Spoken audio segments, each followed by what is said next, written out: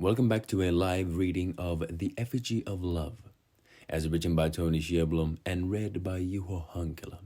This is the Epilogue, Promethean Fire. Silvery moonlight teased Endrik where he lay, utterly blinding him as he slowly opened his bleary eyes. The smell of iron polluting the air made Endrik's heart pound like a blacksmith's hammer, instantly replacing the weariness with wariness. Pressing himself up to his knees, he groaned like a swaying tree in an autumnal storm.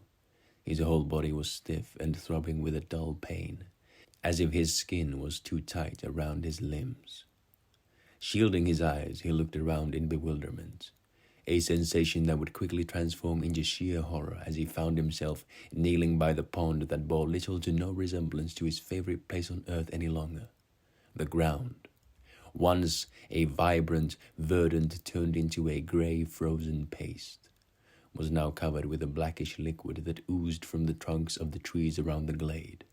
The viscosity of the liquid and the smell polluting the air was all too familiar to him. Blood. There was no doubt about it. It was blood running into the calm pond, disturbing its mirror-like surface, slowly but surely clouding the clear water completely. And it was not only the pond that was sullied. No, there was blood everywhere, flowing on the ground, stinking in the air, seeping down the trees. Endrik covered his mouth in a desperate attempt to muffle his retching and keep the vomit inside, a mistake he soon came to regret. You see, only when he felt his fingers stick to his cheeks did he realize that he too was covered in blood, having lain on the ground as if bathing in a crimson lake. His clothes looked like sagging wet skin. His hair was matted and plastered to his head, and it was nearly impossible to discern his tainted hands in the darkness. Erupting like a volcano, a stream of the same hot ooze escaped through his mouth. His whole body convulsing, he spat onto the ground, the taste of iron clawing at his throat. More blood. Why? How? Feeling the tendrils of fear and panic grip him, Endrik quickly rose to his feet. Unable to make sense of it all and unable to keep himself on his numb feet, he leaned his hand against the great oak, once the only sight of comfort in his life. Yet as soon as his fingers touched the rough bark, he quickly withdrew his hand as dark blood started seeping through the cracks in the bark. All around him the world was bleeding, turning what once had been his verdant haven into an oasis of blood. The trees, the rocks, looking up. Even the clouds were stained with an absolute shade of crimson.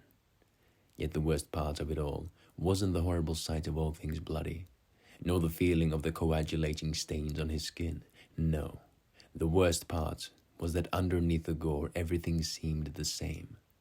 Her smell still lingered on the rancid, iron-polluted wind. Her song played to the rhythm of the dripping blood. Her warm, tender caress ran all over his tainted skin. His heart was still broken. Somehow, this new, terrifying color carried her within it. A bittersweet memory of gold and green long since past, echoing strong, almost screaming from the deepest recesses of his being. And what could Endrik, a young boy in love, do but join her in song? Howling like a wolf at the moon, he screamed from the bottom of his heart, channeling his undying love for her, letting eternal tears flow over his grimy cheeks as the dirge echoed throughout the night. Oh, how he had waited, patiently in his impatience. Oh, how he had suffered, silently in the screaming madness that was love. The red, hot inferno within him crept out into the dark world where he howled, rising up, up to meet the silvery moonlight. Once they met, they circled each other as if entering a twisted dance, where the music was his suffering and the velvet sky the ballroom. As the music went on and on, the red hot and silvery pale mixed into a violent storm of fire that only made Endrik's dirge stronger, louder. Red lightning streaked the sky, lighting the oak's scorched crown on fire. Endrik fell to his knees and tore furiously at its roots, as blood spattered around him from the crimson clouds. One by one the roots snapped, and ultimately with a magnificent groan the great oak joined the symphony of destruction as it tumbled into the pool of blood. Endric's mournful song crescendoed as his well of misery ran deeper than the oceans. He clawed the lichen from the slippery rocks and threw them into the pond. He let everything he had ever held within him out, spitting the fragments of his dreams and hopes, dread and hate onto the bloody ground, before grinding them to a paste beneath his heel. He had already lost everything: his love, his haven, his hope, his dreams. No matter what he had done or tried, he was fated to forever rot in a grey world, with only the memories of another colourful world still staining his unmendable heart. And that was his saving grace. His heart was hers. He was hers. The thought of never escaping the grey with her pained Endric deeply, but the fury burned stronger still, a fire only further stoked by her song.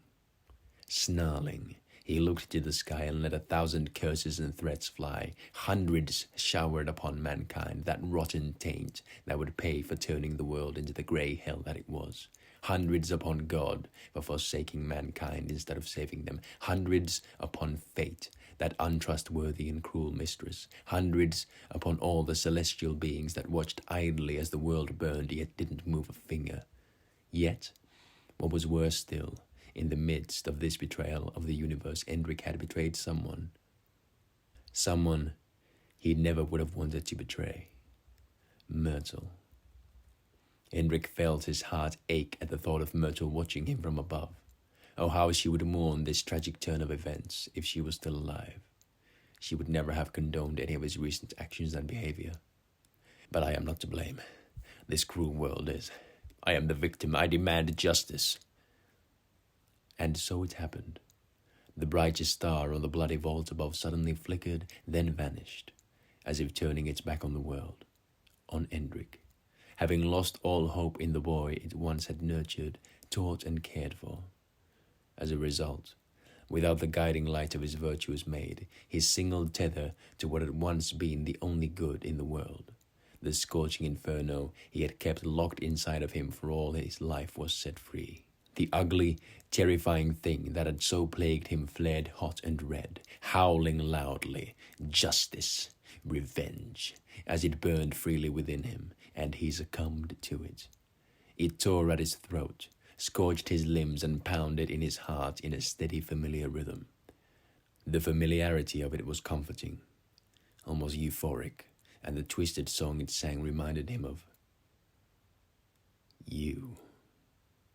The realization aroused Endric from his dream with a start. Heart beating faster than ever before, he frantically looked at his hands, numb, ashen, then around the pond. The waxing celestial being illuminated a world as grey as it had always been, as tranquil as ever, yet covered in a colour that evoked unspeakable sadness. The air was thin, cold, and smelled of frozen leaves. The great oak stood straight, although still charred. Endric let out a sigh as he looked to the sky. Though stepping out of the nightmare was relieving, the realization that everything indeed was still the same, grey, tainted and hopeless, settled around him like heavy stones, piling upon each other in neat rows, stacks upon stacks, reaching high and wide until they resembled ruins, yet not ruins. My own fortress of solitude. He felt it now, the same feeling those ghosts by the bonfire had felt. Instead of escaping the grey world with her, he had found and settled in his own fortress, a place where no one else could enter.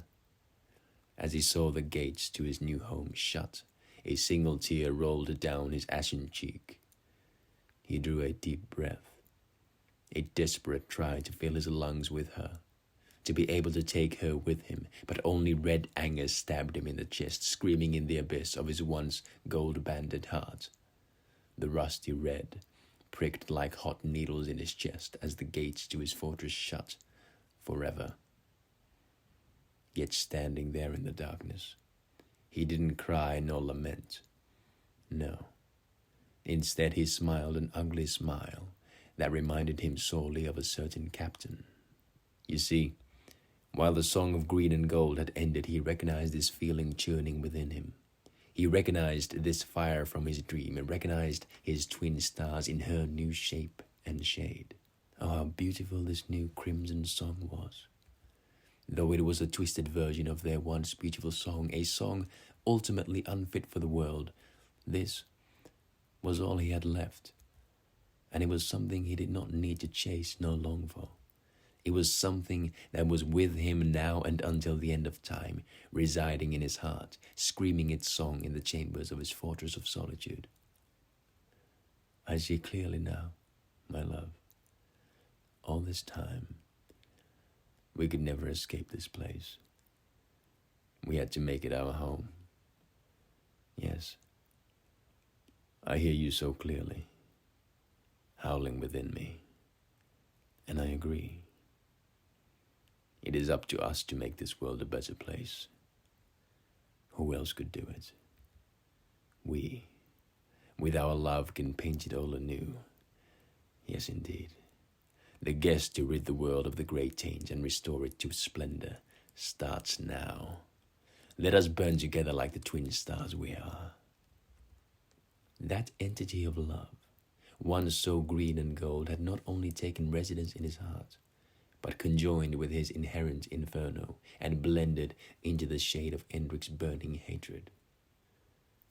This newly fueled inferno screamed inside of him with the rage of 1,000 wronged souls, sung its reply to Endric like a wraith in the night.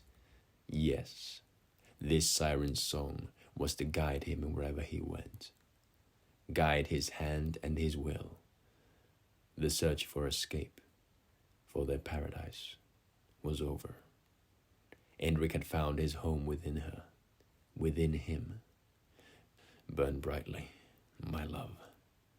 Come, I shall show you my world and all that is wrong with it, so we can paint it anew. With a smoldering passion raging inside of him, he clutched her tightly and staggered into the dark forest. The cold no longer gnawed at him.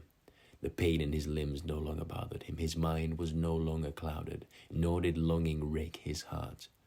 Like a phoenix, Endric had been reborn that night, scorched to ashes by his inherent inferno, and reassembled by her love.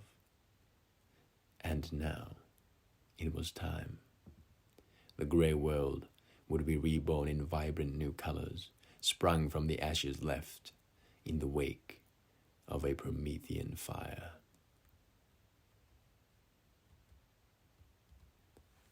Afterword. You've reached the end of The Effigy of Love, Volume 1. How do you feel? Sad? Content with how things turned out? Displeased? If, for some reason, you're waiting for more, then let it be known that Volume 2 is under the works. It is not a sequel, mind you, but a canonical, ultimate conclusion to Endric's story that continues right after the epilogue. You'll probably have to wait, though. But fear not. I might surprise you with something else while we wait for Volume 2 to mature and ripen. That's, in fact, what happened with this book. It was never supposed to be my debut book. I never considered publishing this. I had a whole other book going on. Alas, here we are, all because this little piece of literature ripened and matured faster than any other story I have written. And quite frankly, because this story was too good not to tell, in my opinion. What? You disagree? Then how did you end up all the way back here, you silly goose? Thank you for reaching the end, and an extra thanks to Juho Hankila, who aided me on this journey. Without him, there would have been way too many uses of the word just, and without him, I probably never would have come this far with this project of mine. The man's an infinite source of inspiration and love. The end. Thank you. Thank you. Ooh, hello. Inspiration and love. Don't mind if I do. Wow. That's all I've ever wanted to be. Oh, oh, this is still recording. Oh, never mind. I'm sorry.